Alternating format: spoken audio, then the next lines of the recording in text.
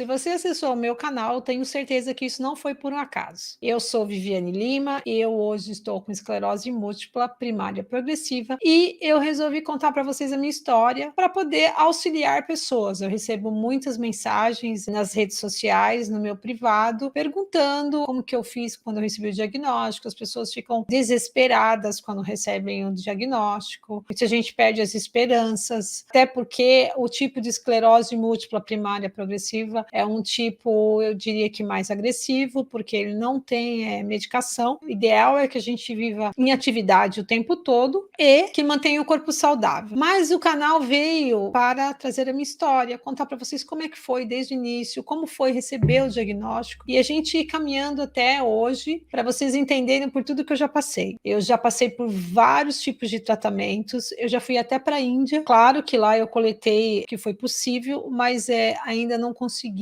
a cura. Mas eu estou muito bem, eu mantenho a doença estável. Se você me pergunta assim, a vida são só flores? Não, não são só flores.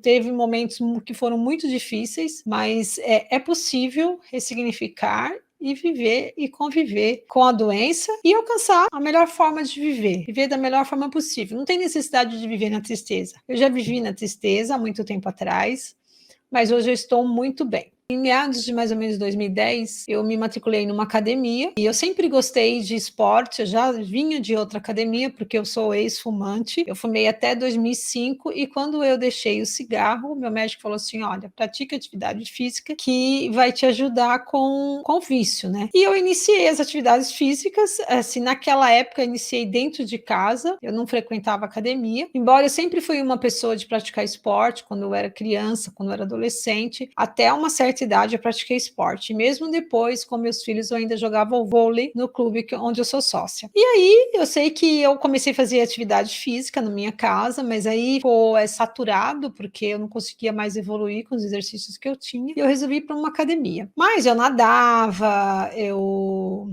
fazia caminhadas, e só isso. Aí nessa academia tinha uma equipe de corrida, e eu, claro, né, falei, vou fazer corrida. Entrei, aí participei da primeira corrida que teve, uma corrida para mulheres lá no Jockey, que é uma corrida específica para mulheres no Dia Internacional da Mulher. E beleza, aí eu corria 5 quilômetros. Eu lembro que na primeira corrida, quando eu cheguei na data, na chegada, na reta final, eu caí e ralei o joelho. E eu não me atentei a essa situação, tá? Foi o joelho esquerdo. E aí eu continuei praticando os treinos, e como toda equipe de corrida, quando você começa a correr 5, logo você quer evoluir para 10. E aí lá vou eu evoluir para os 10. Aí comecei a correr para chegar nos 10, e pasme, que aí foi que começaram a acontecer os problemas, ou seja, eram sintomas da doença.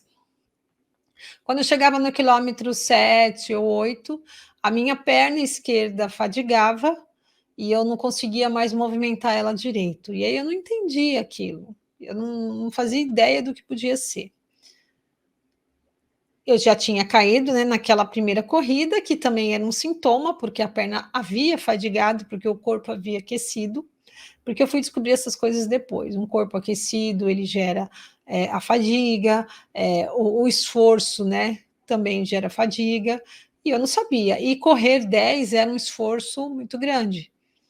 E aí eu sei que eu comecei a ter esse problema, toda vez que eu corria, a minha perna fatigava, lá pelo 7º, 8º quilômetro, normalmente com uns 50 minutos de corrida, que era onde eu começava a sentir os sintomas. E aí eu me dei conta depois que eu tinha esse sintoma quando eu fazia aula de bicicleta.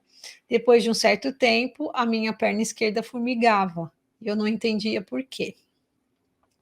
Aí eu sei que eu fui acontecendo isso, eu comecei a procurar médicos.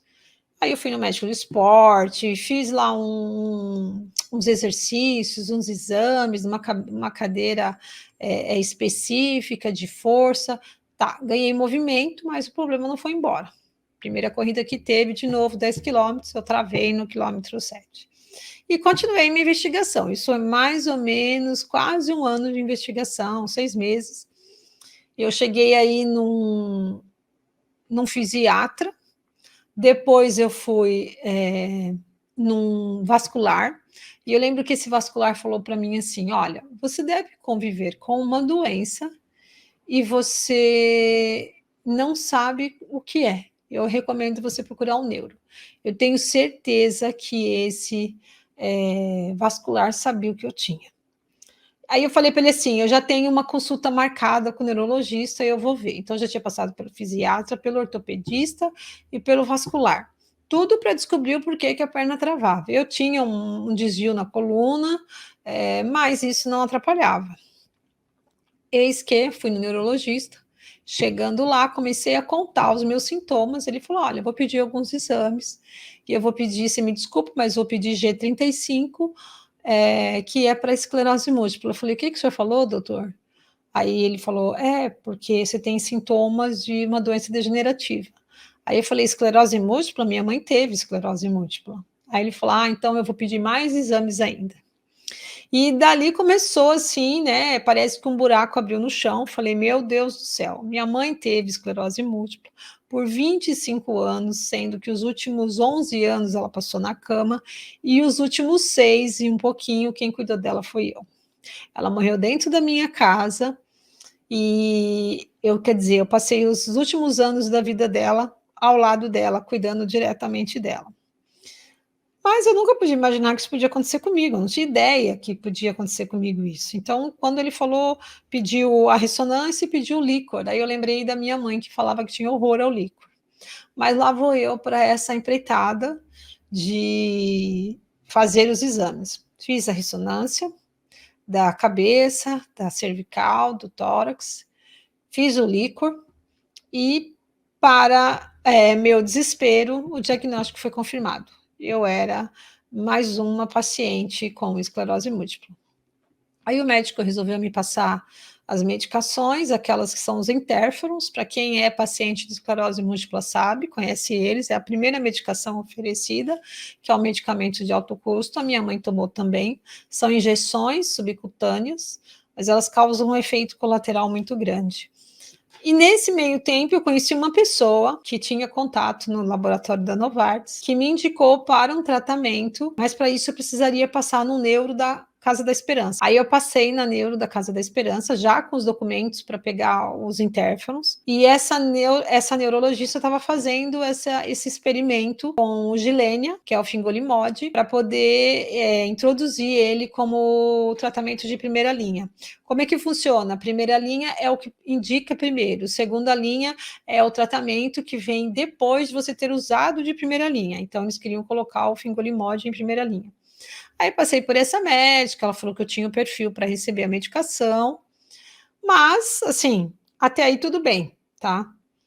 Com relação à medicação, estava tudo certo, eu não ia tomar injeção, o remédio era oral, só que tinha toda a questão psicológica, por quê? Porque eu senti como se minha vida tivesse acabado. Naquele momento, eu fiquei revoltada, eu não permiti que contasse para ninguém o que eu estava passando, proibi meus filhos, proibi meu marido. As poucas pessoas que ficavam sabendo, aí quando a pessoa dizia assim: "Ah, entrega na mão de Deus", eu estava tão revoltada que eu falava: "Entrega a sua vida na mão de Deus, não pede para eu entregar a minha". Eu não achava saída para nada e eu conhecia a história, porque eu vi a minha mãe, eu vi todo o sofrimento dela, ela teve vários surtos, ela teve esclerose múltipla recorrente, remitente, e eu estava com a primária progressiva, mas eu não sabia que eu tinha primária progressiva. Até então era esclerose múltipla recorrente remitente. Eu sei que não foi fácil, foi uma barra, mas aí eu fiz exames, a médica pediu mais exames para confirmar, e eu fiz uma ressonância completa, até da coluna inteira, fiquei quase 3 horas na máquina da ressonância,